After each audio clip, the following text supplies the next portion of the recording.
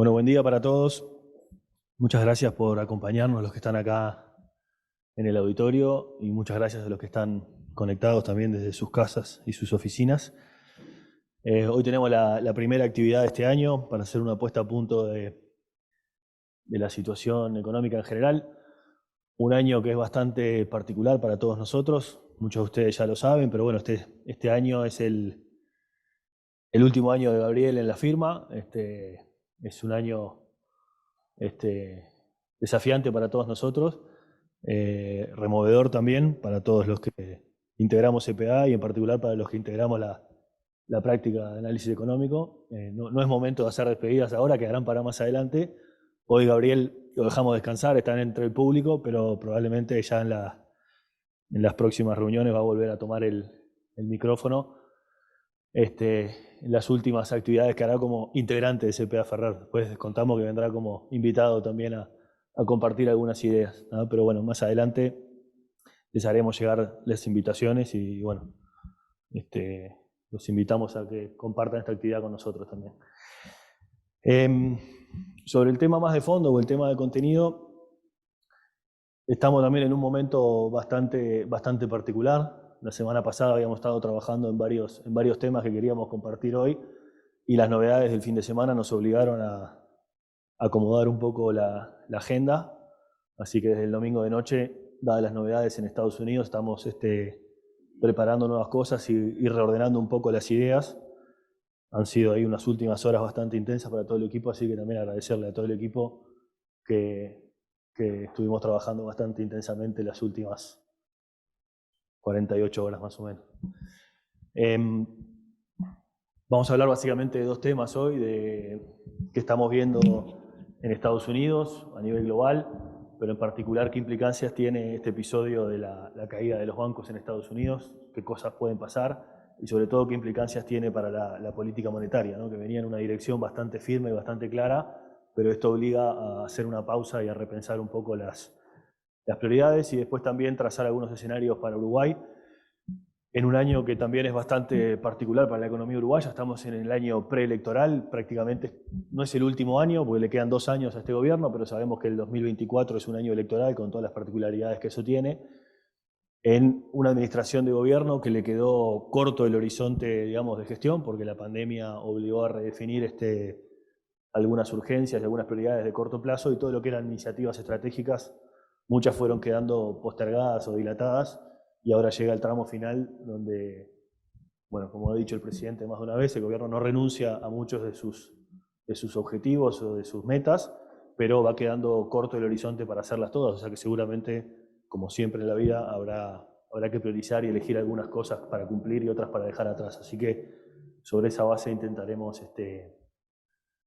trazar algunas perspectivas. ¿Hay un poco de eco, puede ser, Dani? ¿Más cerca? Así que bueno, sobre esa base intentaremos trazar un poco el escenario, ¿no? A nivel de la economía internacional, obviamente la situación en Estados Unidos se roba todos los titulares porque es suficientemente trascendente como para dedicarle bastante tiempo. Claramente es un episodio de alto riesgo y una intervención de política bastante radical, que en el fondo lo único que hace es dejar en evidencia los riesgos de estos procesos de estabilización y de suba de tasas, ¿no? Ayer y hoy de mañana temprano hablábamos con Gabriel sobre cuán mapeado estaba este riesgo. O sea, estaba bastante mapeada el riesgo de que el aumento rápido de tasas de interés podía generar estrés financiero. Tal vez no estaba tan mapeado cuál era el canal y a través de qué tipo de efectos sobre los bancos o sobre qué agentes financieros iba a tener. Pero estamos dentro de los riesgos generales de un proceso de este tipo. Tenemos también algunas noticias buenas en el margen, en particular la reapertura de China, que de alguna forma viene poniéndole un soporte a la economía global y es un amortiguador del ciclo financiero que tiene sus dificultades, ¿está? Así que nos metemos rápidamente en estos temas. En general, lo que viene pasando en los últimos meses, antes del episodio bancario y del estrés de estos días, es que la economía global viene dejando atrás lentamente su proceso de inflación. Todavía estamos a nivel global con tasas de inflación altas, como lo ven aquí en el gráfico. En barras lo que tenemos de este lado son el último dato de inflación para cada uno de los países, separando economías avanzadas y economías emergentes. Y en los puntitos tenemos el dato más alto del año pasado. En general, en todos los casos, ya estamos con inflación a la baja, último dato por debajo de los picos del año pasado. Brasil, como un caso donde la inflación bajó muy rápido y la política monetaria dura tuvo sus efectos muy, muy rápido. Otros casos donde los efectos han sido más lentos, ¿no? Estados Unidos a medio camino, con inflación que había alcanzado un pico de 9% el año pasado, y hoy todavía está con inflación alta, a la baja, pero alta, y mostrando también algunas señales de inercia y de desafíos para adelante. Ahora nos vamos a meter con eso. A nivel de actividad económica en general, lo que viene pasando es que la actividad viene perdiendo impulso, ¿no? El 2021 había sido un año de rebote post-pandemia. El 2022 el crecimiento fue más bien moderado y el crecimiento esperado para la economía global para los próximos 2 años es del orden del 3%, es bastante menos de lo que ha crecido la economía global en los últimos años. Esos números también son heterogéneos entre regiones, ¿no? Para los países emergentes en general las perspectivas son relativamente moderadas. El 2023 va a ser probablemente un año de muy bajo crecimiento en Europa y en Estados Unidos, pero es un año de rebote en China porque viene descalzado de lo que es el ciclo sanitario global, ¿no? China probablemente es uno de los amortiguadores de este ciclo, ¿tá? ¿Qué es lo que viene pasando en China? Todos sabemos que viene procesándose la reapertura sanitaria, está bastante monitoreada las noticias en general. La noticia buena es que esa reapertura sanitaria está teniendo sus efectos en los indicadores de actividad. Acá tenemos el índice de PMI o gestores de compra en español, que es como un indicador adelantado de la producción industrial. Está mostrando en los últimos meses un repunte bastante interesante. Este índice, para los que no están acostumbrados a mirarlo, es un índice que mide la intensidad y la demanda de insumos para la industria, y este índice debe leerse como que cuando el índice está en 50 estamos en una zona neutral donde no crece ni se expande, por debajo de 50 estamos en zona de contracción, como tuvimos el año pasado, y por arriba de 50 en general estamos en zona de expansión. No es la forma más intuitiva de medir los índices, pero así se miden en general los PMI, ¿no? Entonces, ya estamos en fase de recuperación en los indicadores de alta frecuencia, ya nos muestran que la economía se está recuperando y se está recuperando la demanda. El crecimiento del año pasado fue bajo, 3%, para este año se espera un crecimiento levemente superior al 5% y se viene corrigiendo para arriba respecto a las estimaciones previas, ¿no? Al final, lo relevante acá es que la crisis sanitaria va quedando atrás, la política sanitaria va cambiando, el yuan se está apreciando, por lo menos en el margen. En los últimos días en las últimas semanas tuvimos alguna reversión, pero con respecto a... Está difícil el puntero este.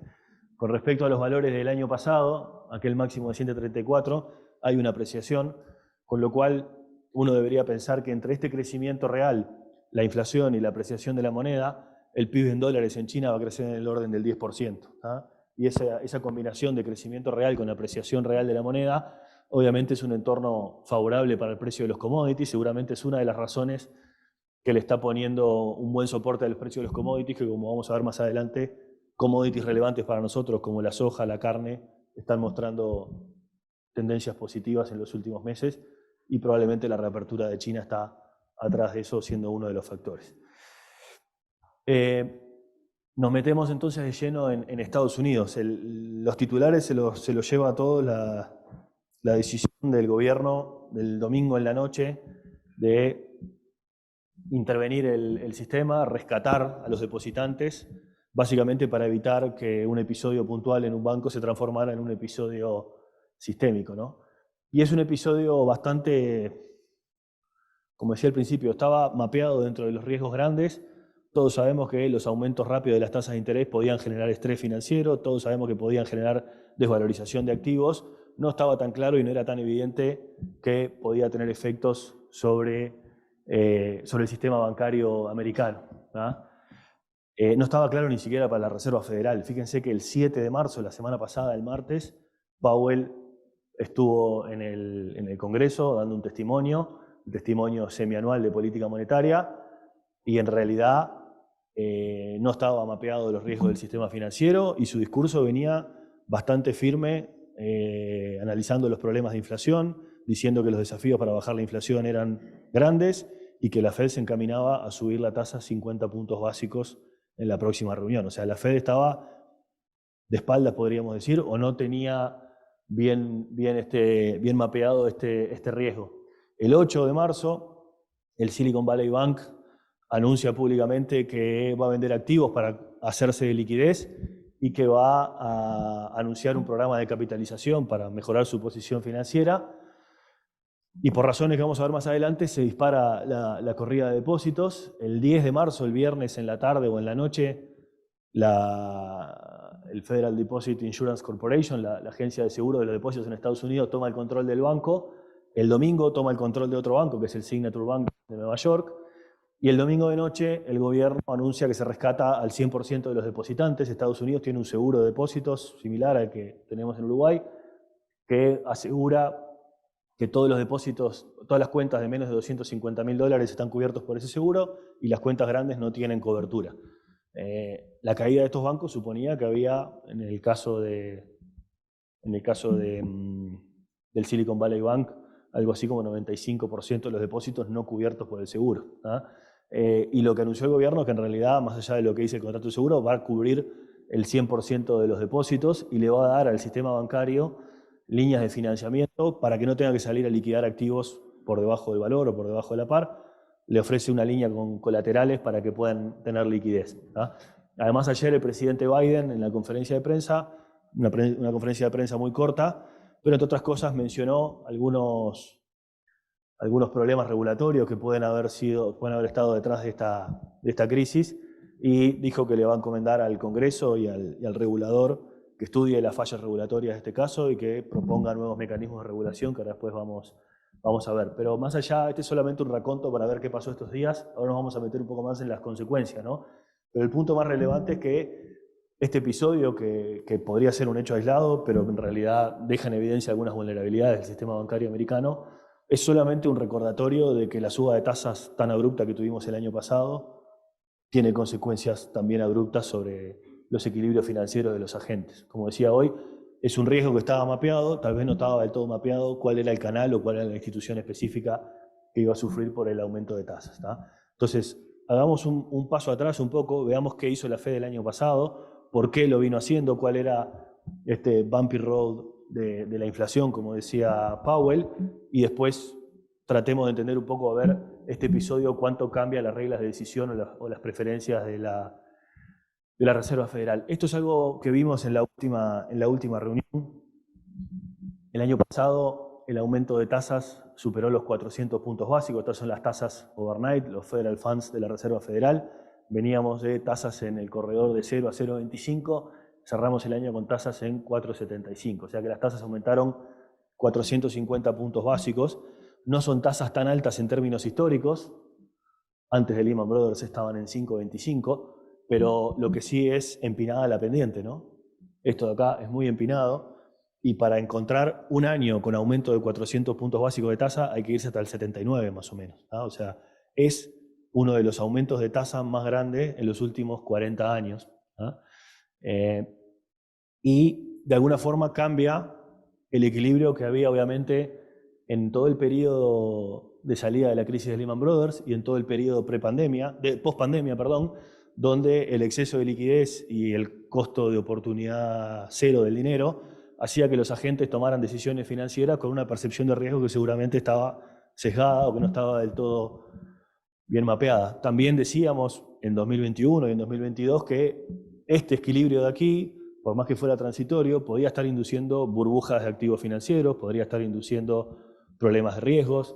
En general está bastante bien documentado que las expansiones muy fuertes de liquidez lo que hacen es bajar los riesgos, bajar la percepción de los riesgos, y los agentes no tienen claro el valor intrínseco de los activos, y por eso se pueden generar burbujas, ¿no? También sabíamos, lo decía la propia Fed, que calibrar cuál es la tasa óptima pasando de 0 a algo alto es muy difícil, porque en realidad un experimento de este tipo con un aumento tan violento de las tasas de interés no se había hecho en los últimos tiempos.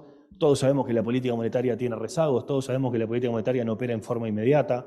En Estados Unidos está documentado que hay hasta 6, 8 trimestres de rezago de la política monetaria, con lo cual todo lo que la política monetaria hizo el año pasado, empezando en marzo-abril, probablemente sabíamos que iba a tener efectos reales y efectos financieros a partir del 2023 y hasta el 2024, ¿no? Entonces, ¿qué le pasaba a la Fed el año pasado? Subía tasas y la inflación todavía no reaccionaba, entre otras cosas por el rezago típico de la política monetaria.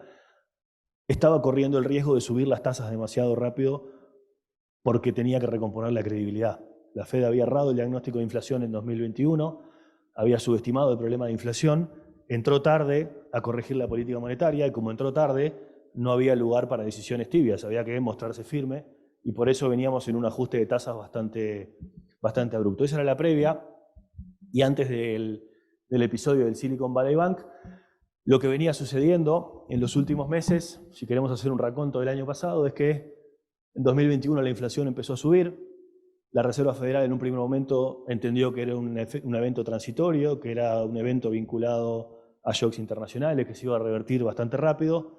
Recién a fines del 2021, a principios del 2022, la Fed cambió su diagnóstico, entendió que era un problema estructural, entendió que era un problema de demanda agregada y dijo en enero del 2022 que iba a comenzar su ciclo de aumento de las tasas de interés, cosa que comenzó a hacer unas semanas después.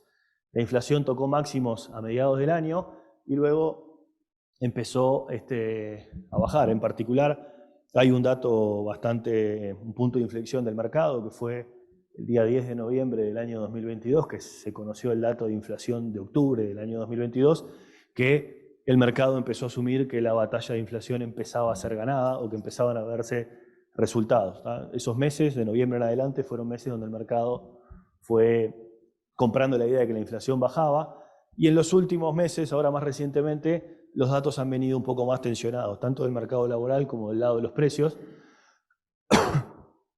Ahora, o hace un rato, debería haber salido el dato de inflación del Consumer Price Index, aportando un poco más de información, pero lo que teníamos hasta ayer era este dato de los precios implícitos en el consumo a enero, que básicamente había venido con inflación reforzada. Inflación que a nivel agregado, a nivel core y a nivel de servicios, había estado por encima de las expectativas, 0,6% de inflación en las distintas medidas, 0,6% de inflación mensual, anualícenla y tírenla para adelante. Eso quiere decir que si seguimos teniendo meses como enero, la inflación de los próximos 12 meses converge más a 8 que al 2% obviamente que quiere tener la Fed. Por eso el dato fue un dato duro y bastante negativo en términos de inflación y volvió a prender las alarmas en términos de inflación. Eso hizo que la Fed endurezca su discurso de tasas de interés, por eso el 7 de marzo, el día antes del problema de Silicon, Powell había dicho que van camino a subir las tasas 50 puntos básicos, ¿no? Esta era la previa, ¿tá?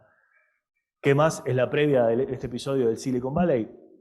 Inflación que todavía se muestra rebelde y alta, está moderada respecto a los picos del año pasado, pero todavía en niveles que no son consistentes con las metas, y un mercado laboral que está bastante recalentado, ¿no? La tasa de empleo ya está por encima de los niveles prepandemias, la tasa de desempleo está en 3,6%, no es el mínimo de este ciclo que fue 3,4%, pero como ven en este gráfico, hay pocos episodios en los últimos 60 años con tasas de desempleo más bajas de las que tenemos hoy. O sea, tenemos un mercado laboral todavía muy recalentado.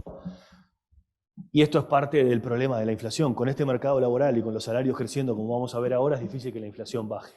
Powell testificó el otro día en el Congreso y una congresista le decía, usted me está diciendo que para bajar la inflación hay que generar 2 millones de desempleos. ¿Hay 2 millones de personas que van a perder su empleo? Sí, le dijo Powell. ¿Y usted se va a hacer cargo de decirle a esas personas que van a perder su empleo?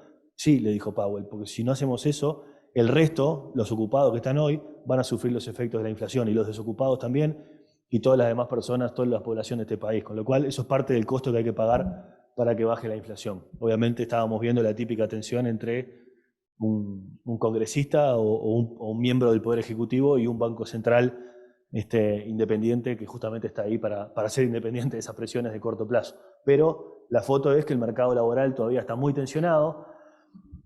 La creación de empleo en los últimos meses viene siendo caliente, o sea, no es que la tasa de desempleo está baja por lo que pasó el año pasado. En el margen seguimos agregando leña a este fuego. En los últimos meses en general, la barra gris de este gráfico muestra el dato efectivo de empleos creados por mes, y la barra naranja mostraba las expectativas cada uno de los meses.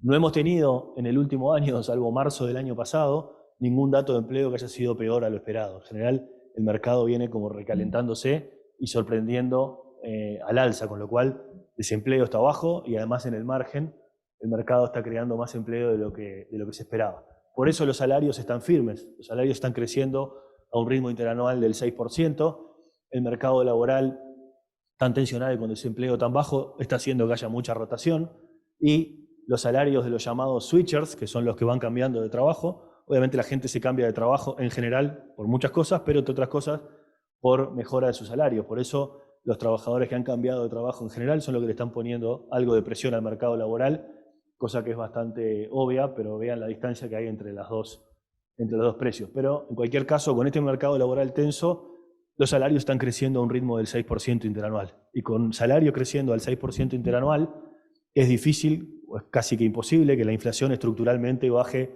al 2% como quiere la Fed. Por eso la política monetaria dura es necesaria para enfriar el mercado laboral, para enfriar los salarios, para enfriar la inflación. Ese es el camino que venía recorriendo la Reserva Federal y por eso desde agosto y septiembre del año pasado las expectativas de tasas de interés venían corrigiéndose para arriba. Ha sido un 2022 y un 2023 donde al mercado le ha costado mucho encontrar el equilibrio o pricear adecuadamente hacia dónde van las tasas de interés. A la Fed también, ¿no? Porque la Fed en 2021 decía que la inflación era transitoria y que no había que hacer nada. Tarde empezó a subir las tasas de interés y durante todo el 2022 la Fed fue cambiando su postura. O sea, trimestralmente que la Fed presenta las revisiones de sus proyecciones, fue incrementando sus proyecciones de inflación esperada y consecuentemente también incrementando sus expectativas, las propias expectativas de la Fed sobre las tasas que ellos iban a fijar, dado que los problemas de inflación eran cada vez más desafiantes. Y el mercado se fue acomodando un poco a esa información, se fue acomodando a las perspectivas de la Fed y se fue acomodando también a la información macroeconómica que venía viéndose. Fíjense, por ejemplo, aquí, a ver si el puntero me ayuda, está medio rebelde, voy a hacerlo a mano. La línea gris que está acá son las expectativas de tasas de interés overnight del mercado para los distintos meses del 2023, pero son las expectativas que había a agosto del 2022. Todavía ahí la inflación no estaba controlada, todavía la inflación estaba subiendo. Meses después, en octubre, empezaron a venir las primeras señales de moderación y en los últimos meses, ahora en enero y febrero, de nuevo más preocupación sobre la inflación. El 1 de febrero hubo meeting de la Reserva Federal y el discurso fue bastante duro, bastante preocupado por la inflación. Días después salieron datos del mercado laboral que mostraron que la Fed tenía razón porque venía bastante tenso. El 15 de febrero se publicó el dato del Consumer Price Index de enero y volvió a mostrar preocupaciones sobre la inflación. Y el 7 de marzo Powell fue al Congreso, hizo su testimonio sobre los desafíos en materia de inflación y al otro día, solamente un día antes de que Silicon Valley saliera al mercado, los futuros de tasa estaban allá arriba. El mercado estaba asumiendo que partiendo de una tasa de 4,75 ahora, a septiembre-octubre de este año, las tasas overnight iban a estar prácticamente 100 puntos arriba. Y Powell dijo en su testimonio en el Congreso que probablemente en la próxima reunión, que es la semana que viene, iban camino a subir 50 puntos básicos la tasa de interés. O sea que el mercado básicamente le estaba creyendo a esto que decía Powell y estaba priceando 100 puntos básicos de aumento de la tasa de acá a agosto. Esto antes de Silicon Valley. Pasaron cosas la semana pasada, que es el raconto que hicimos hoy, y estos son esta línea en azul o violeta son las expectativas de tasa de interés que quedaron marcadas ayer después del episodio de caída del Silicon Valley y después de la medida de rescate del Tesoro americano de los bancos. Hay que tener cuidado con estos precios porque los precios, nosotros creemos en el mercado, creemos que el mercado funciona y que más o menos asigna precios, pero son precios de corrida, son precios de pánico, ¿no? Son precios de momento de refugio, donde los agentes en realidad salen rápido de los activos de riesgo y están buscando un refugio más que calibrando exactamente cuál es la expectativa, ¿no? Y parte de lo que pasó estos últimos días es que ha habido movimientos de depósitos desde bancos chicos y vulnerables hacia bancos grandes que son too big to fail, movimientos de depósitos hacia activos seguros, aumentó la demanda de bonos del Tesoro y bajaron las tasas de interés, ¿no? Entonces todas esas cosas también afectan un poco el pricing de esos activos, pero en cualquier caso la corrección de tasas esperadas tiene cierta lógica y es bastante relevante. Esto no quiere decir, si uno lo mira a priori rápidamente, con este pricing, pensaríamos que a septiembre de este año la Fed va a bajar las tasas de interés. Y no creo que no es eso lo que están diciendo los mercados. Simplemente, como les decía recién, es una corrección bastante abrupta, son precios de pánico, pero de alguna forma quedamos muy atrás de los precios que están allá arriba. Y más allá de eso, y más allá de cuál es el pricing adecuado y cuál es el equilibrio nuevo, está claro que el episodio este de alguna forma cambia las reglas de decisión y pone otras variables en la balanza. Así que vamos un poco una interpretación rápida de lo que pasó estos días y después una lectura primaria de lo que entendemos son las implicancias. ¿Qué pasó y qué hizo el gobierno? Hay un contexto que obviamente es útil para entender lo que el gobierno definió, ¿no? La medida de rescate de los depositantes y la intervención del sistema es una medida extrema, es una medida radical, no es una medida normal. Se definió muy rápido y obviamente por la velocidad a la que se definió, una de las cosas que muestra es que obviamente había preocupación por la estabilidad del sistema, ¿no? Ayer empezaron a salir algunos documentos de trabajo, algunos papers de investigadores que ilustran un poco que en realidad el caso de Silicon Valley es solo un problema particular. Acá hay una exposición bastante grande del sistema bancario americano a este proceso de desvalorización de activos. Hay una parte importante de los activos de los bancos que están colocados en bonos, y esos bonos se han desvalorizado mientras que las tasas de interés iban subiendo. El paper que salió ayer, que incluye un análisis del caso de Silicon Valley, dice que más o menos las pérdidas estimadas para todo el sistema bancario producto de la desvalorización de bonos son del orden de 2 trillones de dólares, que es más o menos como 10% del PBI americano. Eso no quiere decir que eso está quebrado o algo, simplemente hay bancos que esa pérdida la pudieron soportar, la gestionaron, la tenían cubierta, tenían un seguro contra esa pérdida, y hay bancos que no. Hay bancos que estaban muy vulnerables porque tenían una gran base de depósitos no asegurada, otros que tenían estructura de financiamiento distinto, pero hay otros bancos chicos similares a Silicon Valley Bank que están expuestos también a este riesgo y que no tienen pasivos asegurados. O sea que Silicon Valley es solamente un caso particular y la pregunta que uno podría hacerse, bueno, ¿por qué cayó Silicon y no cayeron otros? Bueno, Silicon, ahora vamos a mirar un poquito más la secuencia, pero en realidad Silicon salió al mercado a decir que tenía problemas de liquidez e intentó resolverlos y no pudo, ¿no? Esa es la gran diferencia. Ahora, es un rescate importante. Tanto Silicon como Signature Bank, los dos bancos que se rescataron estos días, son, si miramos los últimos 15 años, están en el podio de los rescates por volumen de activos, ¿no? El único rescate mayor a estos desde el 2008 hasta ahora fue el caso de Washington Mutual, que tenía un poquito menos de 400 billions en activos, ajustado por inflación, hoy serían algo más de 400 billions, pero no dejan de ser bancos grandes. Hay varios bancos caídos en Estados Unidos, cientos de bancos en los últimos años, pero en general son bancos chicos, que es parte, digamos, de la forma en que funciona el sistema. Silicon Valley Bank era el banco 17 de Estados Unidos, ¿no? O sea, no era un banco trivial, y tampoco lo es el Signature, ¿tá? Entonces acá obviamente el riesgo era el riesgo de que estos episodios puntuales en un par de bancos se transformaran en algo más sistémico.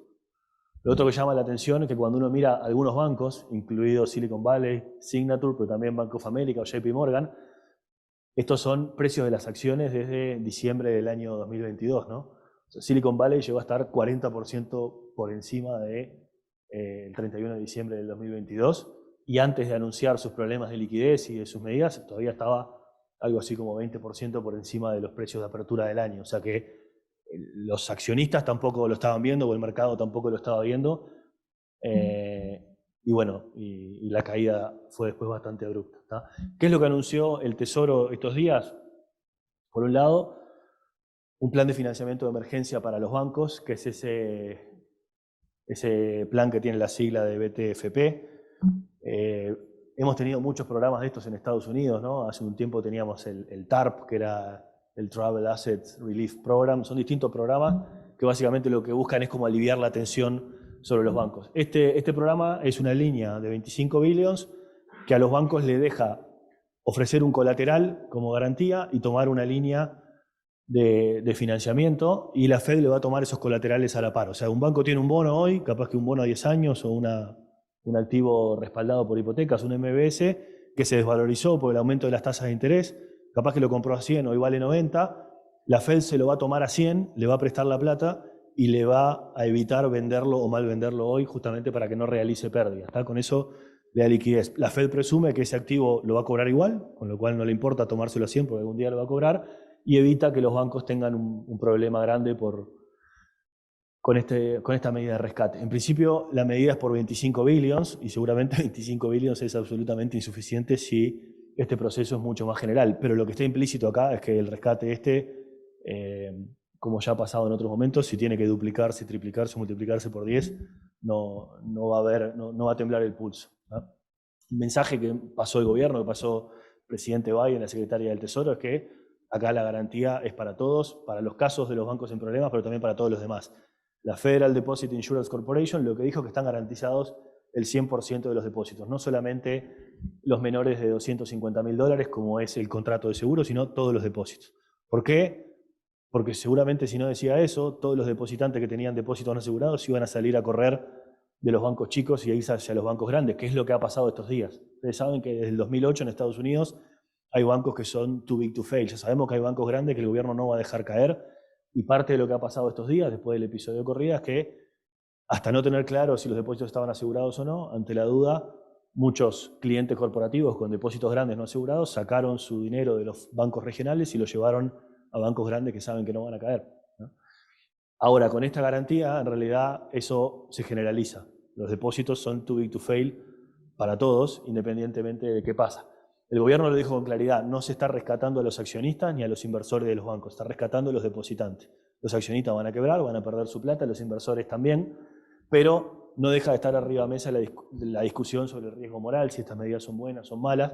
Está claro que cuando uno rescata instituciones financieras puede haber problemas de riesgo moral. Uno podría pensar, bueno, ¿por qué habría que rescatar a los depositantes de este banco si eligieron un banco que no tenía condiciones para operar? Y bueno, en general, el enfoque regulatorio diría algo así como, bueno, el rol de controlar eso es el rol de los reguladores, ¿no? Los depositantes micro en general no tienen el tiempo suficiente ni el dinero suficiente para estar monitoreando las condiciones de seguridad de los bancos. Por algo tenemos reguladores, ¿no? Pero en cualquier caso, ¿cuánto cuesta este rescate? ¿Qué efectos tiene? ¿Y qué problemas regulatorios hubo? Es algo que está arriba de la mesa, ¿no? Ahora hablamos un poco más de esto. Probablemente Estados Unidos haga algún rebalance regulatorio porque parte del diagnóstico es que Silicon Valley no tuvo una buena gestión de riesgos, en parte por el desarme regulatorio que tuvimos en la administración Trump, ¿tá? Algunos datos de Silicon Valley Bank para entender un poco más qué fue lo que pasó acá. Silicon Valley Bank es un banco bien enfocado justamente en Silicon Valley, en todo lo que es la industria de venture capitals y startups. Tenía una cartera bastante volcada de préstamos y de clientes de depósitos también, bastante volcada a startups tecnológicos, life science, todos los temas, digamos, que están como bien metidos en el mundo de los venture capital y las startups, con lo cual tenía una concentración de negocio relativamente alta. No tenía un portafolio tan diversificado como de repente tienen bancos grandes o bancos universales. Los depósitos le habían crecido muy rápido, justamente porque esta industria creció muy rápido, captó muchos fondos en la era del dinero a costo cero, y todas estas empresas, estas startups, tenían un banco en el cual operaban y depositaban, y por eso los depósitos crecieron bastante rápido. Y lo que hizo el banco fue ir colocando esos depósitos en activos de largo plazo que le daban una rentabilidad no nula, en la época del dinero cero, y tenía una cartera que más o menos tenía una rentabilidad promedio de 1,63%, que el año pasado o en 2021 era una muy buena tasa y este año es una muy mala tasa. Con lo cual, con la cartera rindiendo 1,63 no podía darle una buena remuneración a los depósitos, y esa cartera en general eran bonos de renta fija relativamente largos, que cuando las tasas empezaron a subir, empezaron a caer de precio. Por eso, estos días se habla bastante en los bancos americanos de lo que son las unrealized losses, ¿no? Pérdidas por desvalorización de activos que los bancos no han realizado. No han realizado porque no necesitan salir a vender, salvo que vengan los depósitos a buscarte. Ahí las tenés que salir a vender. Y eso es lo que le pasó a Silicon Valley, ¿tá? Tenía estructura del pasivo, como ven acá en el gráfico, muy concentrada en depósitos grandes, o por lo menos mayores de $250.000, que son los que no están asegurados, prácticamente 95%.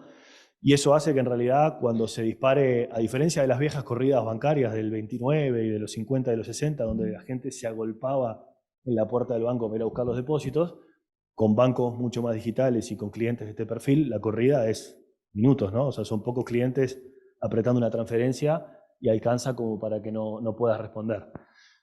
Los depósitos empezaron a caer por dos razones, ¿no? Muchos clientes del mundo de startups estaban quemando cash porque justamente estaban en fase de desarrollo de negocio, no tenían ingresos, y este cash burnout es típico de los negocios de startups y de la industria del venture capital.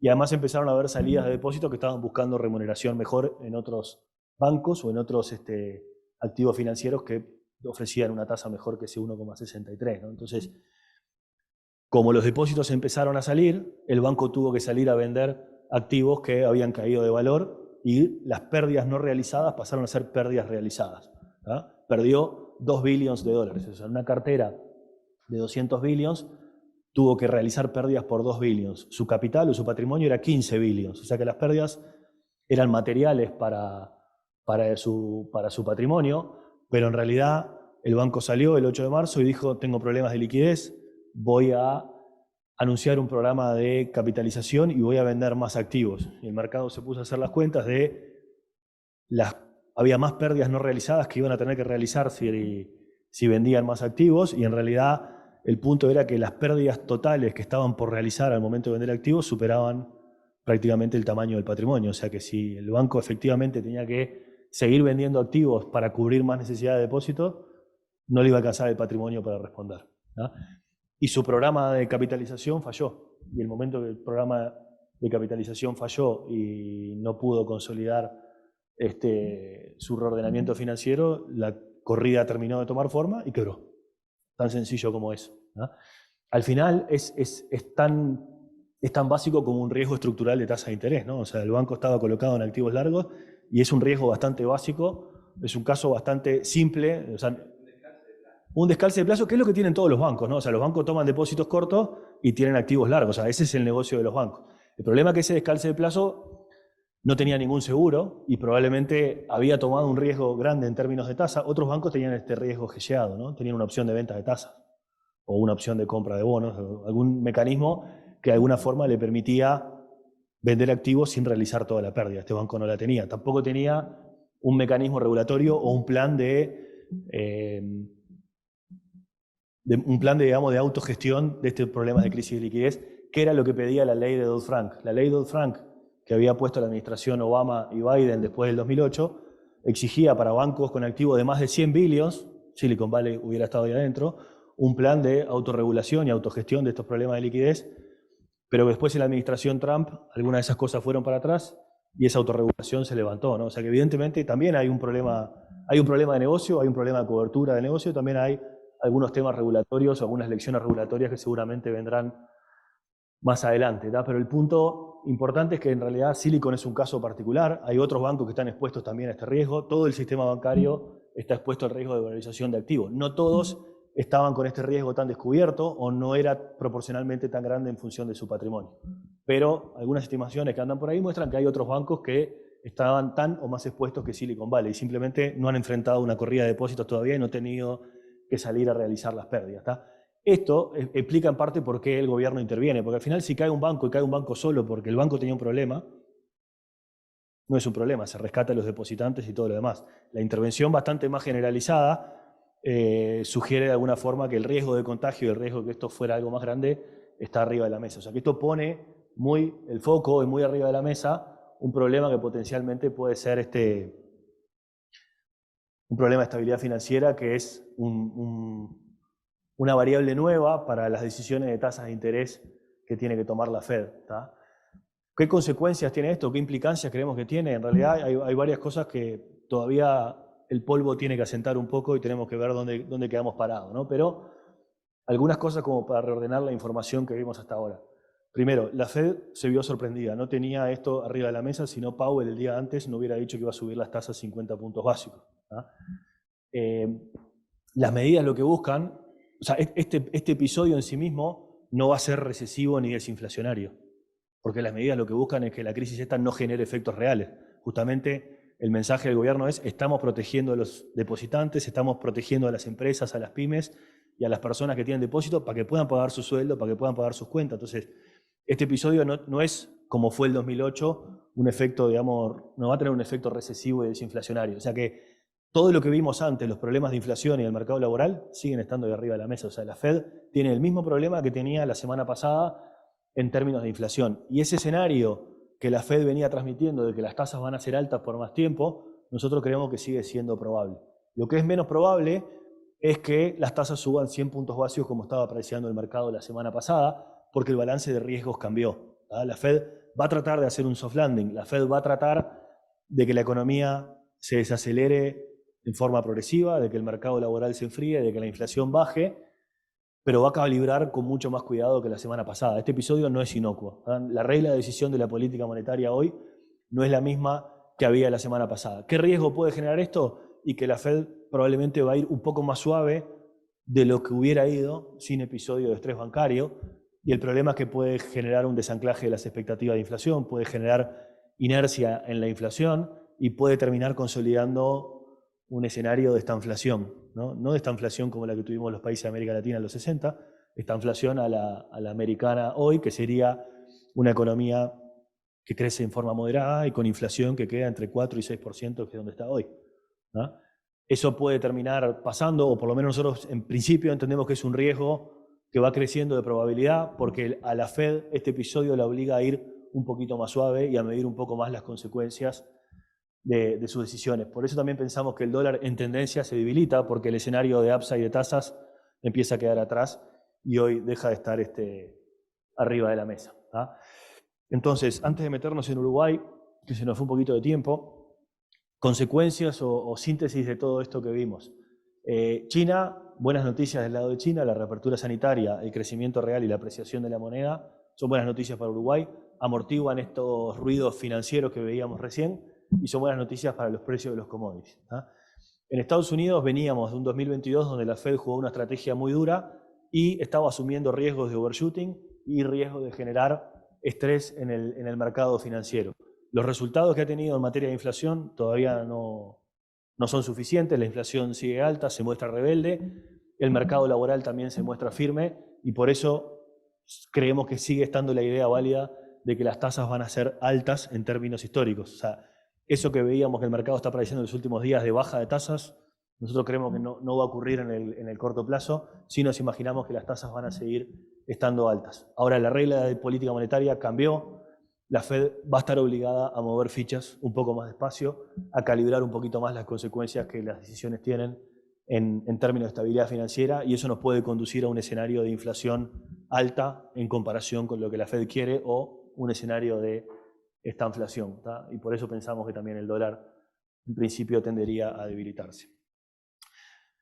Me meto rápidamente en Uruguay, seguramente después habrá preguntas y si hay preguntas, si hay preguntas del público que está online, las pueden mandar por el chat y después Gabriela me las lee y los que están acá después hacemos una ronda de intercambio. Pasándole a la economía uruguaya, como decíamos al principio, estamos en un año bastante particular para la economía, es el año preelectoral, al gobierno le quedan 2 años de gestión, el último año, el año electoral, sabemos que es un año particular en términos de gestión, pero cuenta dentro de los 5 años y hay muchas cosas que se pueden hacer en el último año.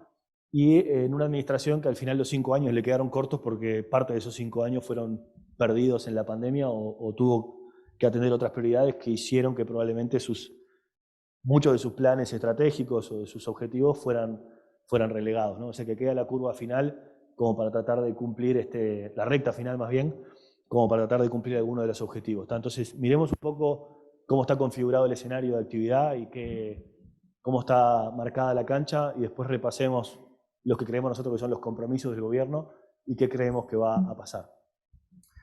Obviamente hay un tema que domina la coyuntura de corto plazo, que es el tema de la sequía. Estos días se han conocido estimaciones bastante ilustrativas que preparó PIPA, que muestran un poco varias cosas, ¿no? Primero, que el régimen, el déficit hídrico más bien, que estamos acumulando hoy es comparable a lo que tuvimos en la famosa sequía del 88. Ahí tienen graficados los milímetros acumulados. Obviamente las consecuencias, acá tenemos algún agrónomo, gente vinculada al agro en la vuelta,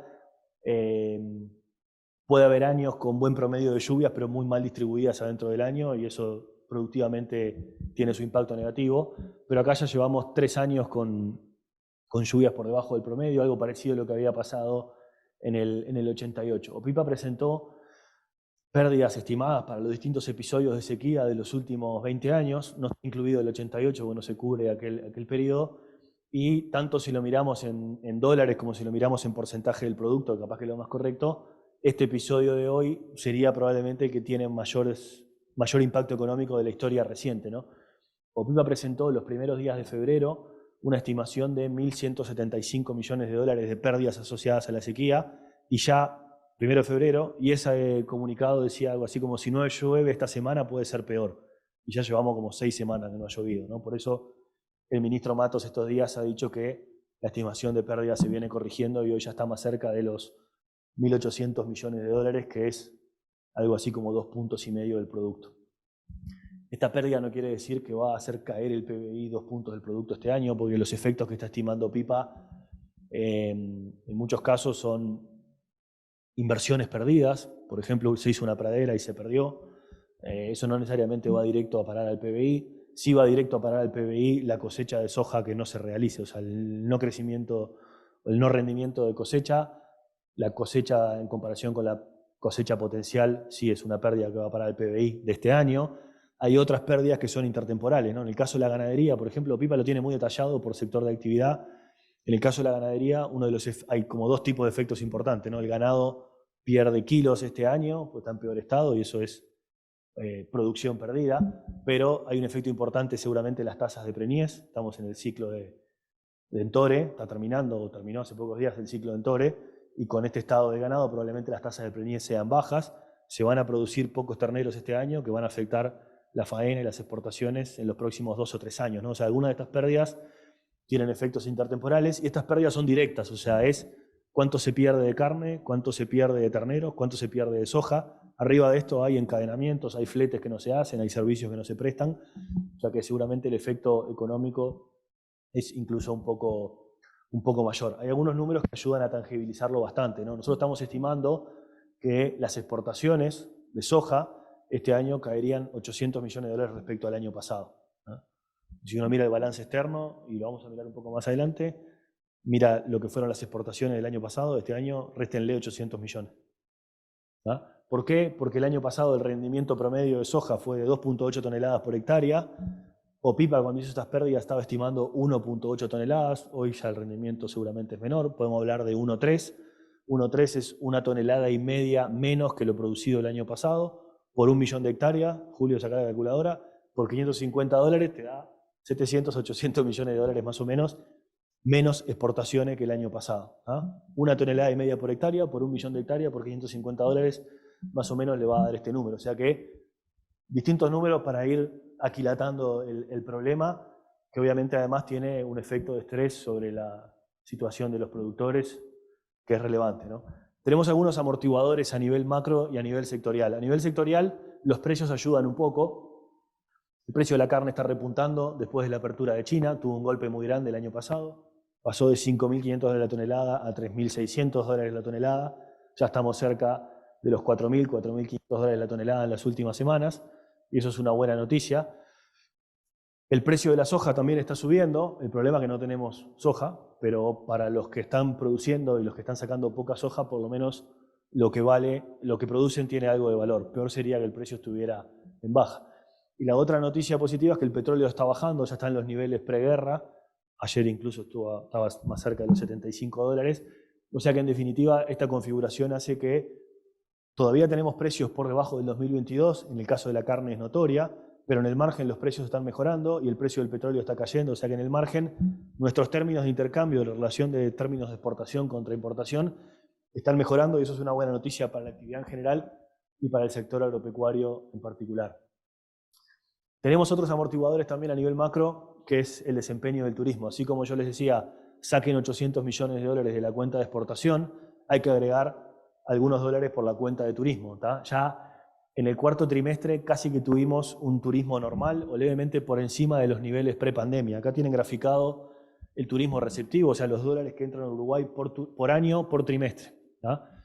Al cierre del 2022 entraron a Uruguay 1.400 millones de dólares, también salieron porque nosotros salimos a viajar al exterior, pero el ingreso fue 1.400 millones de dólares. En los años buenos de la última década, los ingresos por exportaciones de turismo eran del orden de 2.500 millones de dólares. ¿Qué pasó el año pasado, en 2022? No tuvimos verano, estábamos todos hisopándonos en verano, ¿se acuerdan? Por eso el primer trimestre el Castán Violeta tuvo todavía ingresos bajos. Ahora sí, el verano del 2023 que está transcurriendo hoy, ya es un verano normal. En el cuarto trimestre vinieron más visitantes que en el 2019, o sea, más visitantes que en los niveles prepandemia. El gasto en dólares fue más alto, el gasto corregido por inflación en dólares, o sea, el gasto real fue levemente más bajo, pero ya podemos pensar que en el cuarto trimestre el turismo estaba casi normalizado. El turismo no se termina de normalizar a que tenemos un verano bueno, y eso es lo que estamos teniendo hoy. O sea que seguramente en el primer trimestre de este 2023 los ingresos por turismo van a estar superando los 1.000 millones de dólares y pasamos ya a un ciclo más normal, ¿no? El turismo se acerca a la normalidad, el turismo receptivo. Eso no quiere decir que el comercio como sector que está vinculado al turismo esté en condiciones normales, ¿no? En particular, el comercio de frontera y en todo lo que son localidades de frontera y del interior del país va a estar bastante competido este año por el turismo emisivo, ¿no? O sea, así como abrieron las fronteras, abren para entrar y para salir. Esto ya lo estamos viendo desde el año pasado. Sabemos que Uruguay está caro y que se ha encarecido con respecto a Argentina y a Brasil. Y eso le pone bastante presión al turismo emisivo. Estamos monitoreando seguido los precios de frontera que hace la Universidad Católica de Salto, por ejemplo, y las brechas de precio entre Salto y Concordia se vienen incrementando. O sea que sabemos que el turismo vuelve a estar como en condiciones normales desde el punto de vista sanitario, pero también quedan ahí los desafíos vinculados a los precios relativos con Argentina, que golpean en particular en el comercio de frontera. ¿Ah? Con estas novedades que estamos teniendo del ciclo global, de la sequía y del turismo, estamos corrigiendo nuestras proyecciones de actividad. Estas eran las proyecciones que teníamos en diciembre, estas son las que tenemos ahora. Corregimos un poco la baja el dato del cierre del 2022 por algún efecto que la sequía puede tener. El dato se va a conocer la semana que viene. Corregimos casi un punto la proyección del 2023 a la baja y hay un rebote esperado para el 2024 porque asumimos que, digamos, la sequía no va a durar para siempre y ese rebote va a ocurrir. Ya empezamos a tener dudas porque parece larga, pero el rebote después de la normalización hídrica va a ocurrir. Pero en cualquier caso, lo que tenemos por delante para el último tramo de esta administración de gobierno son 2 años de crecimiento bajo, más allá de las gestiones que pueda hacer la política económica, de los cambios de política que pueda haber, 2 años de crecimiento relativamente moderado, alineados a lo que es el crecimiento potencial, pero con algún shock transitorio climático que nos tira un poco para abajo. Lo otro que tenemos, que lo hemos dicho desde hace mucho tiempo, es que cambia totalmente la morfología del crecimiento desde el punto de vista de la demanda agregada, ¿no? En los últimos 3 años, el 90% del aumento de la demanda agregada estuvo explicado por exportaciones y por inversiones. Las exportaciones por el ciclo global, precios y volúmenes, y las inversiones por las grandes obras, por la obra de UPM y el Ferrocarril Central, pero también por un ciclo bastante expansivo de lo que es vivienda e inversión inmobiliaria, ¿no? Entonces, probablemente el ciclo de inversión en vivienda y de inversión inmobiliaria sigue su rumbo bastante sólido, pero la obra de UPM y el Ferrocarril Central están empezando a terminar, con lo cual el ciclo de inversión empieza a revertirse porque no hay proyectos del mismo volumen para suplantarlos, y las exportaciones están sufriendo los efectos transitorios de la sequía y también los efectos del cambio del ciclo global, ¿no? Entonces, exportaciones e inversiones pasan a segundo plano y el crecimiento va a depender un poco más del consumo, cosa que tiene sentido en un escenario de recuperación del salario real, ¿tá? Ahora vamos un poquito más a eso. Entonces, ¿qué es lo que le queda al gobierno? ¿Qué cosas importantes el gobierno se había propuesto? Acá tenemos algún resumen de cosas que entendemos que son relevantes, que son compromisos de primer orden del gobierno, que los separamos en 3 bloques, ¿no? Por un lado hay reformas estructurales, que son iniciativas con las que el gobierno se había comprometido, que en general son iniciativas de muy largo aliento, que tienen pocos efectos de corto plazo, pero que deberían ser transformadoras de largo plazo, que deberían afectar la trayectoria de Uruguay de los próximos años y que deberían eventualmente impactar en la tasa de crecimiento potencial. La reforma de la seguridad social, que está en discusión en diputados, la transformación educativa que empezó a rodar este año, que está en su primer año de prueba, la modernización de la negociación colectiva que ha anunciado el Ministerio de Trabajo, los procesos de apertura comercial e inserción internacional y la reforma del mercado del combustible. Algunas de estas cosas han ido avanzando más rápido, otras están un poco más relegadas, ¿no? Por ejemplo, la reforma del mercado de combustibles avanzó, pero después retrocedió y hoy al final no logró finalmente los resultados que se esperaba. La reforma de la seguridad social está todavía en proceso y la transformación educativa está lanzada. Veremos con el tiempo los efectos que eso tiene, pero digamos ahí hay reformas importantes a las que el gobierno le está dedicando energía, y el presidente en particular y el Poder Ejecutivo le está dedicando energía. Algunas, como la reforma de la seguridad social, son iniciativas que el presidente se ha cargado y que ha impulsado en los distintos ámbitos del gobierno.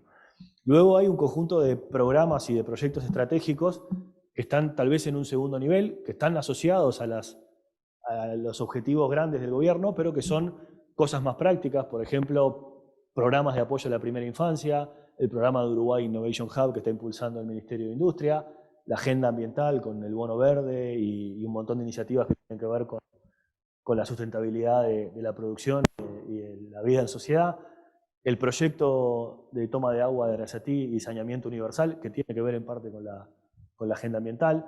Un programa de obras viales récord, probablemente ya el año pasado se invirtieron más de 800 millones de dólares en obras viales, y al ritmo al que venimos probablemente vamos a tener un quinquenio récord de obras viales. Y el plan Avanzar, que es el plan de regularización o de reordenamiento de asentamientos, que este año debería empezar a rodar, y también va a haber energía del gobierno puesta en estos temas, ¿no? Y luego nosotros creemos que hay como 4 compromisos que tienen implicancias macro, que son bien operativos de política económica de corto plazo, algunos de mayor relevancia que otros, ¿no? El gobierno había planteado en su programa y en distintas actualizaciones del programa que había un compromiso importante con un manejo fiscal prudente, con una mejora o un ajuste del resultado fiscal de 2 puntos del producto, un compromiso con recuperar el salario real perdido durante la pandemia, un programa para bajar la inflación al rango de 3 a 6% y una aspiración de mejorar la competitividad en términos generales. Obviamente, mejorar la competitividad tiene en parte que ver con esto, pero tiene también en parte que ver con otras cosas, ¿tá? Vamos a ver un poco estos últimos 4, pero nosotros creemos que en realidad los 2 de arriba son los 2 compromisos más firmes en los que el gobierno, digamos, va a tratar de cumplir a rajatabla, ¿tá? De hecho, el manejo fiscal prudente ya casi que está alcanzando los objetivos, y la recuperación del salario real es, en nuestra opinión, un objetivo, un compromiso político de primer orden, y eso supone que estos 2, en nuestra opinión, son de segundo orden, van a tratar de cumplirse, pero solamente si hay espacio, y seguramente el balance entre esos 2 va a terminar teniendo alguna tensión o algún sacrificio. O dicho de otra forma, nosotros pensamos que estos 2 se van a cumplir a medias, ¿no? El manejo fiscal prudente es parte de lo que el gobierno había comprometido en campaña, hacer un ajuste fiscal de 2 puntos del producto sin subir impuestos, y hasta ahora básicamente ese objetivo se viene cumpliendo, ¿no? En la ley de urgente consideración se creó un nuevo marco fiscal, una regla fiscal con 3 pilares, órganos de control, un consejo fiscal asesor y el comité de expertos. Y sin entrar en demasiados detalles para no ser tediosos, lo relevante es que esta regla fiscal, que tiene 3 pilares, el año pasado se cumplieron los 3 pilares de la regla fiscal, que son los que de alguna forma marcaban la senda que el gobierno había trazado hacia la consolidación fiscal. O sea que básicamente los objetivos fiscales se vienen cumpliendo, y el perímetro que se había definido o los límites de la cancha se vienen hasta ahora respetando, y la política fiscal viene jugando dentro de esos marcos. Un marco de un objetivo de resultado fiscal estructural, un tope al crecimiento del gasto y un tope al endeudamiento, que de alguna forma buscan acotar la discrecionalidad de las decisiones de política fiscal. Ya prácticamente con lo que fue el cierre del 2022, el gobierno habría cumplido con su objetivo de bajar 2 puntos el déficit fiscal estructural, ¿no? Parte de las bondades, creemos nosotros, del nuevo marco fiscal es que nos obliga un poco a pensar en términos de resultado fiscal estructural, no del resultado fiscal observado, que el año pasado puede haber estado afectado por el COVID, por utilidades extraordinarias, por la generación de energía, por una economía que está recalentada, por una economía que está deprimida. El resultado fiscal estructural intenta corregir todo eso, es partir del resultado efectivo, depurar todo lo que es extraordinario y depurar el efecto del ciclo. ¿Qué nos dicen esas estimaciones de resultado fiscal estructural acá en celeste? Que en el 2019, antes de que el gobierno asumiera, el déficit fiscal estructural era 4,5 puntos del producto. El observado había sido 2,8, pero había algunos factores transitorios que lo amortiguaban. Si uno los corregía, podía pensar que el déficit fiscal estructural era 4,5% del producto.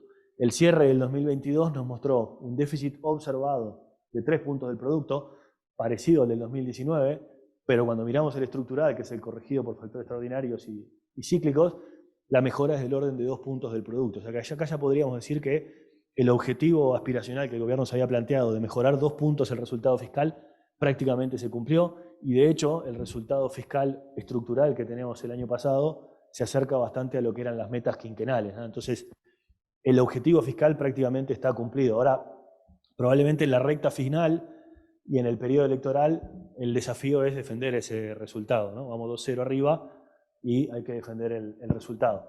Hay, en nuestra opinión, 3 o 4 factores que podrían estar erosionando o presionando ese resultado fiscal, que es lo que el gobierno va a intentar gestionar y controlar. Primero, estamos en un ciclo de recuperación del salario real, y eso supone que va a aumentar el gasto en remuneraciones del sector público y que va a aumentar también el gasto en pasividades del sector público. Eso le va a poner presión del lado del gasto. En el cierre del 2022 tuvimos un enfriamiento de la recaudación. La recaudación en 2022 creció menos que el producto en promedio anual, y en el último trimestre en particular se enfrió, y todavía no tenemos información suficiente para entender si esto es un resfrío cíclico o si es una reversión de algunas mejoras que se habían logrado durante la pandemia en 2020 y 2021, pero es una señal de alerta que hay que monitorear hacia adelante. Además de eso, además de que la recaudación se enfrió, hay una decisión de hacer una rebaja tributaria que sabemos que tiene efectos permanentes sobre la recaudación. Independientemente de la polémica que se ha generado estos días, la rebaja y la resignación tributaria tiene efectos permanentes. El proyecto de ley que el MEF remitió al Parlamento, la Presidencia remitió al Parlamento el otro día, de alguna forma se ilustran o se dibujan un poco los mecanismos de financiamiento de esta rebaja permanente, ¿no? Acá hay una resignación de la recaudación del orden de 0,2 puntos del producto, 150 millones de dólares, y lo que el MEF estima es que eso lo va a financiar con gastos estructurales que en el 2023 y en el 2024 van a estar creciendo menos que los ingresos estructurales. Por definición, se entiende que los ingresos estructurales crecen al mismo ritmo que el crecimiento potencial de la economía, que es 2%. Entonces, si los gastos estructurales crecen menos que el 2%, la diferencia entre esas dos cosas nos va generando una especie de espacio fiscal estructural. Y por los números que presentó el MEF, si efectivamente logra que los gastos estructurales crezcan en el orden del 1,5% en 2023 y 2024, logra el financiamiento para que la rebaja tributaria no deteriore el resultado fiscal estructural, ¿no? Y además de estos tres, obviamente, tenemos el ciclo electoral, que sabemos que en un gobierno de coalición le pone presión al gasto de la coalición, ¿no? Obviamente el presidente le ganó de mano a la coalición porque básicamente dijo: el espacio fiscal estructural me lo llevo yo y lo asigno todo a la rebaja tributaria, y no queda mucho más para solicitar en la próxima rendición de cuentas, ¿no? Pero en cualquier caso, estos factores van a estar por lo menos presionando el resultado fiscal estructural, y creemos que la estrategia del gobierno va a ser defender los resultados obtenidos hasta ahora. Les decía que para nosotros el otro objetivo, que es de primer orden, es la recomposición del salario real. Es un compromiso que el presidente y el Poder Ejecutivo y los distintos ministros han repetido en distintos ámbitos. Es un compromiso que viene desde la pandemia, ¿no? Cuando llegó la pandemia, se acordó mecanismos de negociación, vía la negociación colectiva, que los salarios se ajusten menos que la inflación. Se consolidó una caída del salario real del orden de 3,5%, depende de los sectores y de los momentos que tomemos como referencia. Y el compromiso fue, cuando salgamos de la pandemia, las rondas de negociación colectiva lo que van a tratar de hacer es que el salario real recupere en esta administración de gobierno lo que se perdió durante la pandemia. El salario del sector público, con el ajuste que tuvo ahora en enero, ya va camino a recuperar ese salario real perdido durante la pandemia. Y para el sector privado, las proyecciones nuestras es que por allá por mediados del 2024 el salario real esté alcanzando los niveles prepandemia, con bastante heterogeneidad, como se ve en esta gráfica. ¿Por qué?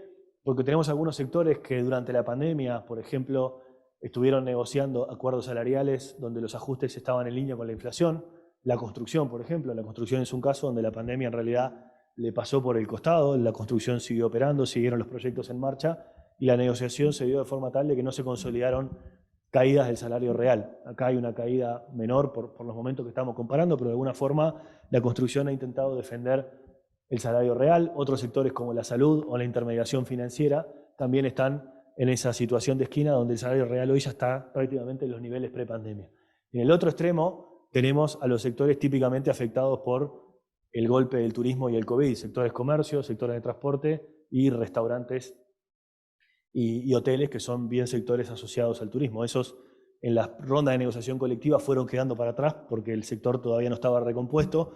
Ahora que el turismo deja atrás la pandemia, probablemente van a avanzar en la recomposición del salario real, pero son sectores que han venido quedando atrás, ¿no? Entonces, en promedio, en 2024, mediados del 2024, el sector privado va a estar de alguna forma alcanzando los niveles salariales prepandemia. Esto supone que en estos 2 años, nuestras proyecciones suponen que los salarios van a estar creciendo 2 puntos por encima de la inflación. Falta que se defina la ronda de negociación colectiva que está por empezar. Hay ronda de negociación colectiva ahora, la 10ª ronda de negociación colectiva involucra el 75% de los trabajadores privados, o sea que va a ser una ronda grande y compleja, donde al final del día, como resultado de esta negociación, va a haber que plasmar estos compromisos y estos objetivos de recuperación.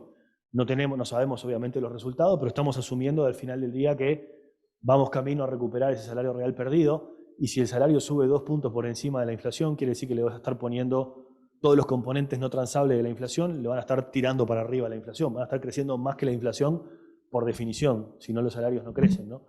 Y eso es una restricción para el tercer objetivo, que era bajar la inflación. O sea, bajar la inflación al 6% en un contexto en el que los salarios entran en su zona de recuperación es un desafío bastante grande. ¿Qué es lo que viene pasando en los últimos meses? Todos habrán visto que la inflación bajó, y eso es una buena noticia que de alguna forma genera cierto alivio para la población en general y para el Banco Central, que estaba comprometido con bajar la inflación. Lo ven aquí en rojo, el índice global de inflación, que había llegado a un pico en septiembre del año pasado, bajó rápidamente, estaba en línea con lo esperado, nosotros esperábamos que bajara, el mercado estaba esperando que bajara, el Banco Central estaba esperando que bajara, pero bajó más rápido, creo, de lo que todos estábamos esperando, en parte porque la inflación transable, que está graficada acá en azul, se cayó muy rápido, ¿tá? Había sido uno de los que impulsó la inflación el año pasado, y la reversión de la inflación transable es lo que explica en buena medida la caída de la inflación. Mientras la inflación transable, fíjense lo que pasó en 2022, la inflación transable tiró la inflación para arriba, y la inflación de los componentes no transables, que están más atados al salario, eran un ancla inflacionaria, porque todavía el salario venía oprimido por la salida de la pandemia. Eso ahora está empezando a cambiar, se cruzan las líneas, la inflación transable viene a la baja, en parte producto de la política monetaria, y la inflación no transable empieza a poner restricciones arriba por estos compromisos de recuperación del salario real. Para adelante, nosotros estamos asumiendo que la inflación no transable, que está ahí graficada en gris, va a seguir siendo una restricción para la política monetaria, porque cumplir con este compromiso salarial supone, insisto, por definición, que los rubros no transables crezcan más que la inflación. Y cuando los rubros no transables crecen más que la inflación, alguien tiene que crecer menos que la inflación para que la ecuación cierre en los objetivos. Nosotros estamos asumiendo que en este 2023 la inflación transable va a ser un ancla de los precios, también los precios administrados. En nuestras proyecciones, los precios administrados que controla el gobierno con ayuda de la política fiscal están creciendo en este horizonte menos del 6%. Nosotros pensamos que la inflación va a seguir bajando en este 2023, va a llegar a un mínimo en septiembre, que es 12 meses después del pico del año pasado, y después en 2024 converge al 7%. Esta bajada de la inflación que estamos proyectando para el 2023, en nuestra opinión, le va a dar espacio al Banco Central para que baje las tasas de interés. El año pasado el Banco Central estuvo en un ciclo de suba de tasas de interés. Sobre fines de año desaceleró un poco el ritmo de incremento de las tasas, y hoy estamos con una política que es una posición marcadamente contractiva, ¿no? Si miramos dónde están las expectativas de inflación a 24 meses hoy, la tasa es real, positiva y muy positiva. El Banco Central ha definido que una tasa en el orden del 2% es una tasa neutral. Si queremos bajar la inflación, en teoría la tasa tendría que estar por arriba del 2%, y hoy está bastante por arriba del 2%. Nuestra opinión es que la inflación está en senda a la baja y va a seguir bajando. Eso va a hacer que se corrijan a la baja las expectativas de inflación y le va a ir dando aire al Banco Central para que baje las tasas. Tiene que seguir siendo contractivo porque la inflación proyectada está por encima de la meta, pero no tan contractivo probablemente como es hoy. Y nosotros pensamos que a partir del Copom del 19 de abril, el Banco Central va a empezar a bajar las tasas y que podría bajar las tasas 100 puntos básicos en este 2023. ¿Ah? Y cerremos hablando un poco de la competitividad del dólar y algunas de las discusiones que han habido últimamente, ¿no? Hay una discusión bastante pasional sobre qué es lo que está por detrás de la caída del dólar, este dólar a 39 que tenemos en Uruguay, y que supone una caída ya del orden del 15% respecto a aquellos niveles que supimos tener a principios del año pasado. La pregunta acá es cuánto de esto responde a la política monetaria y cuánto responde a fundamentos, ¿no? Nosotros creemos que hay un poco de las dos. Sí creemos que, digamos, que la política monetaria tuvo su rol. La evidencia muestra que el canal cambiario y el canal de las expectativas funciona. Esto quiere decir que la política monetaria funciona. Cuando las tasas suben, hay efectos a la baja sobre la inflación y uno de los canales de transmisión es el tipo de cambio. Eso no quiere decir que la política monetaria haya generado distorsiones de mercado necesariamente y que haya de alguna forma roto los equilibrios que estaban presentes en el mercado, ¿no? Una cosa que, en nuestra opinión, pasó el año pasado es que la política monetaria funcionó, el canal cambiario funcionó, pero no hay evidencia de que haya habido carry trade ni capitales especulativos como sí hubo en otros momentos.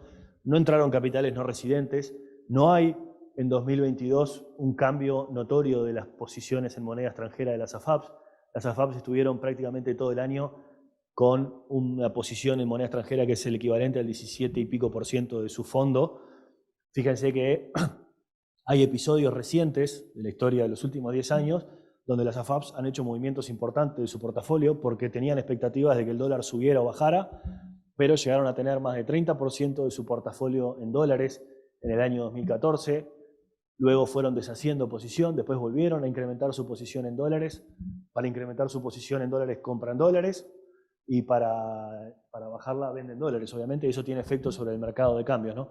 El año pasado las AFAP podríamos decir que fueron un jugador prácticamente neutral y no tuvieron incidencia. Insisto, no hay entrada de carry trade de no residentes, no hay cambios importantes de posición de las AFAPs, con lo cual no hay por esa vía un canal de distorsión de la política monetaria. Sí pensamos que la política monetaria funcionó y que tuvo ese efecto, pero también es importante no olvidarse que el año pasado hay un brutal ingreso de dólares y un brutal desbalance en el mercado de divisas. ¿Ah?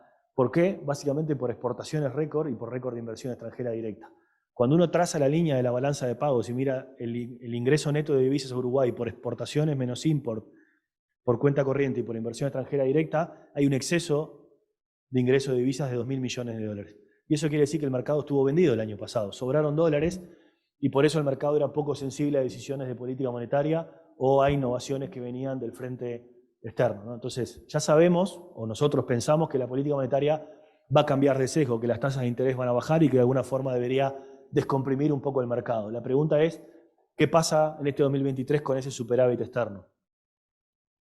Para tratar de descubrir si podemos sacar alguna tendencia sobre el dólar y la competitividad. Entonces, ¿qué pasó el año pasado? Exportaciones de bienes récord. La gráfica es bastante elocuente, no precisa contarse demasiado. 15.000 millones de dólares prácticamente de exportaciones de bienes a septiembre del 2022, valor récord histórico. De esto, sáquenle 800 por la seca, algunos dólares más por afectación de la carne y otras producciones agropecuarias por la sequía.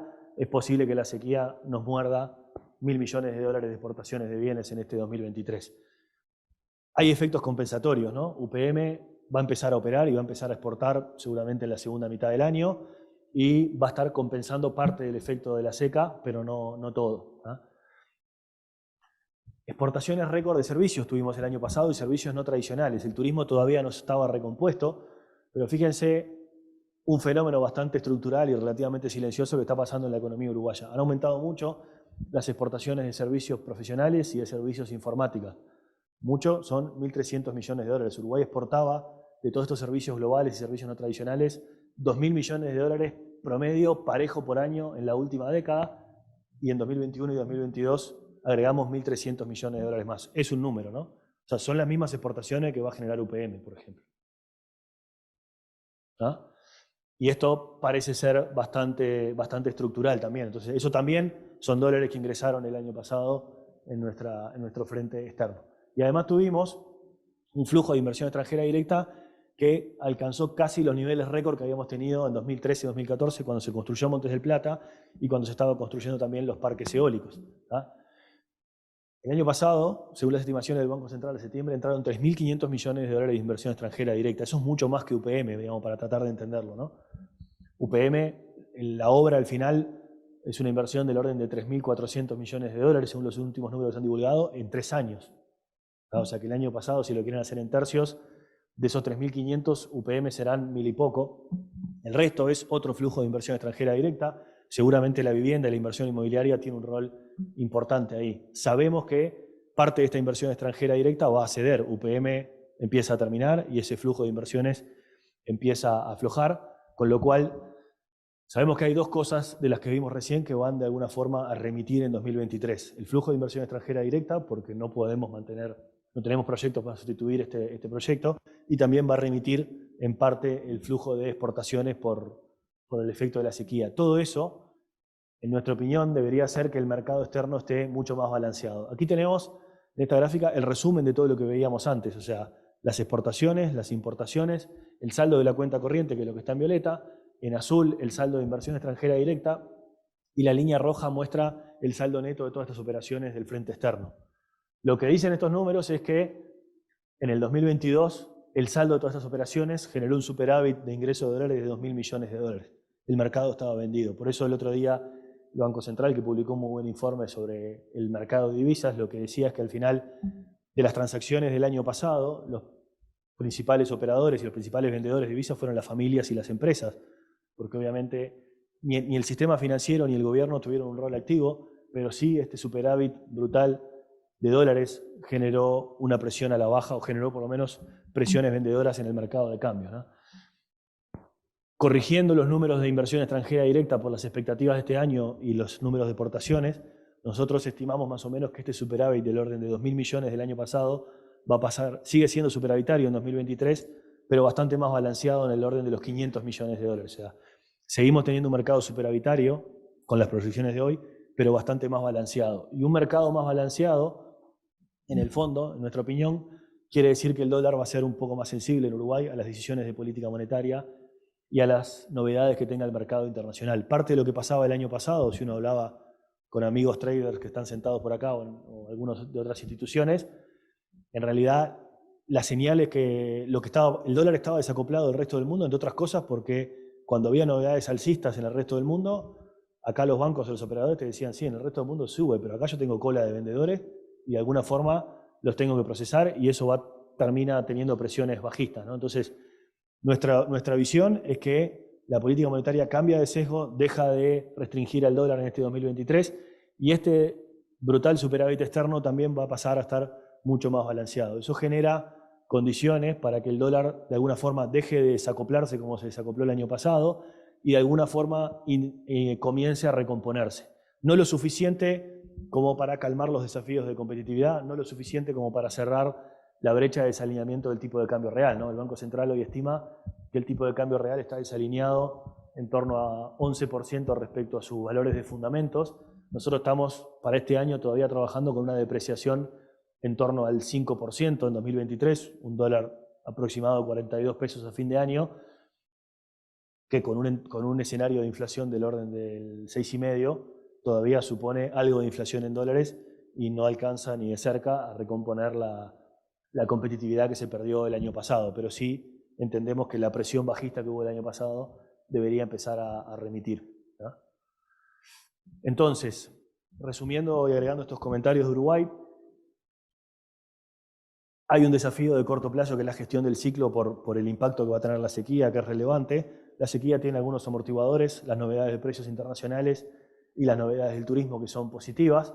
Pensamos que es evidente que la agenda de política del gobierno está bastante cargada en esta recta final. Nosotros creemos que el gobierno va a priorizar la consolidación fiscal y la recuperación salarial. En realidad le gustaría cumplir probablemente con todos los objetivos, pero esta va a ser, en nuestra opinión, el compromiso más firme y eso le deja poco margen para cumplir también con las metas de inflación y con el objetivo de recomponer la competitividad en forma simultánea. En nuestra opinión, estos dos objetivos van a quedar en segundo orden y de alguna forma van a sacrificarse algunos de los objetivos planteados. Pensamos que la política monetaria va a cambiar de sesgo, creemos que va a ser en la próxima reunión del Copom. También pensamos que el superávit externo que tuvimos el año pasado se va a reducir. Eso hace que el mercado esté más balanceado y más sensible a las señales que se reciban. Y como decíamos recién, pensamos que el peso se va a depreciar en términos nominales, pero todavía en una magnitud insuficiente para recomponer el desaneamiento del tipo de cambio real, con lo cual los desafíos de competitividad van a seguir estando arriba de la mesa, ¿tá? Así que esa es nuestra visión. Perdón que me pasé algunos minutitos de lo que tenía pensado, pero venía cargada de novedades la reunión de hoy. Y bueno, no sé, Gaby, si tenés alguna pregunta ahí. ¿Sí? Y ahora después abrimos ronda de preguntas. Pasale. Sí. ¿Me pasaste por acá? Bueno, te leo la primera. Nos preguntan si tenemos mapeado qué otros bancos de Estados Unidos tienen un escenario de liquidez parecido a cómo fue evolucionando el Silicon Valley Bank. ¿Cuáles son o qué índices bancarios habría que seguir para detectarlos? Miren, hay un documento de trabajo que salió publicado ayer. Todavía no lo terminamos de procesar, pero hace como un análisis cruzado de la exposición del sistema bancario a este problema de la desvalorización de activos y los depósitos no asegurados. De alguna forma muestra la vulnerabilidad potencial a un escenario de este tipo, pero también pensemos que con un sistema de garantía soberana sobre los depósitos debería haber menos incentivos a corridas de depósitos, ¿no? Eso es lo que han querido decir las autoridades estos días con mucha tranquilidad, que los depósitos están garantizados, si los quieren llévenselos, pero no se preocupen que van a estar ahí. Entonces, esta decisión del domingo del Tesoro seguramente es un game changer en la exposición de los bancos, pero hay algo de información que todavía la estamos procesando. Después, la persona que hizo la consulta, si nos quiere escribirle, podemos compartir el paper que estamos mirando. Risk off o flight to quality versus tendencia a la baja en dólar por eventual pausa, mayor cautela de la Fed. ¿Cómo conviven estos episodios respecto al dólar? Y después, ¿cómo bajamos esto a tierra a nivel Uruguay, conjugando con la situación actual de sequía? ¿Qué alternativas estarán ganando mayor peso a los ojos del Copom? A ver, es interesante la pregunta porque creo que conviven todas esas, lo que pasa que en distintos momentos del tiempo, ¿no? O sea, hoy, con el pánico desatado por la por la caída del Silicon Valley y por el rescate, seguramente el mercado está más en modalidad de flight to quality y de protección. Por eso decíamos que los precios hay que mirarlos con cuidado porque capaz que no son indicativos de nuevos equilibrios, ¿no? Una vez que baje el polvo, esa es nuestra visión, y que el episodio de riesgo empiece a quedar atrás y que la crisis esté contenida, lo que creemos que va a quedar como consecuencia es una Reserva Federal mucho más cuidadosa en las decisiones de política monetaria, y eso es lo que debería alimentar una tendencia al debilitamiento del dólar, ¿no? Eso supone para Uruguay también un desafío, porque en realidad la presión va a ser bajista sobre la moneda si ese escenario se consolida, ¿no?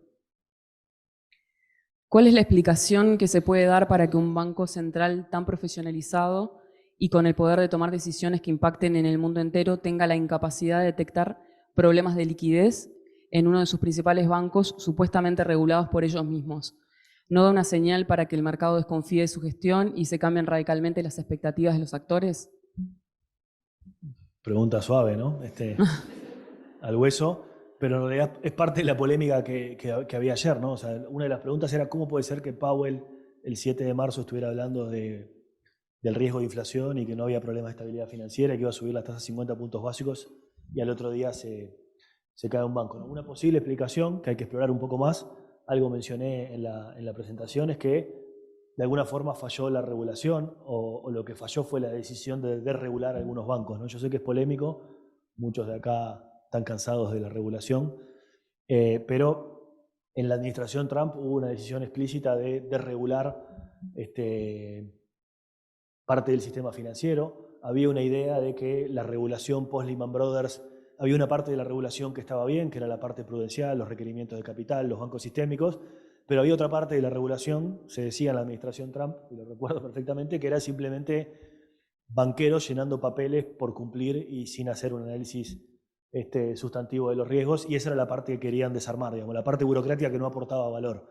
Y bueno, es difícil saber si lo hicieron bien o no, pero parte de lo que dijo el presidente Biden el otro día es que le va a pedir al regulador y al Congreso que estudien el tema y que propongan nuevos mecanismos de regulación. Insisto con esta idea de que parte del desarme regulatorio de la administración Trump bajó el umbral de algunos mecanismos de autorregulación, y si no se hubiera hecho ese desarme, probablemente el Silicon Valley Bank hubiera estado dentro de otra escala regulatoria y dentro de otro mecanismo de supervisión que esta vez no aplicó, ¿no?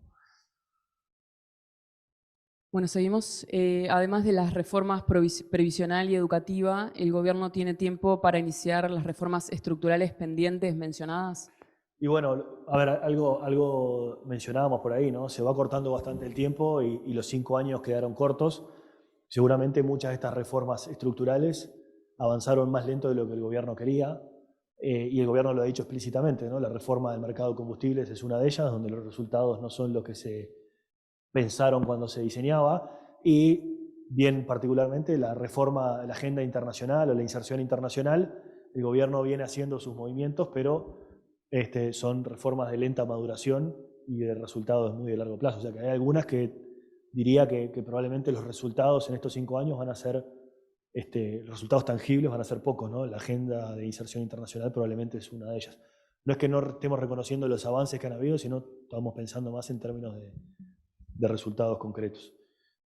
Capaz que hacemos alguna ronda de preguntas de los que están acá en el auditorio. No sé si alguien tiene alguna pregunta o comentario.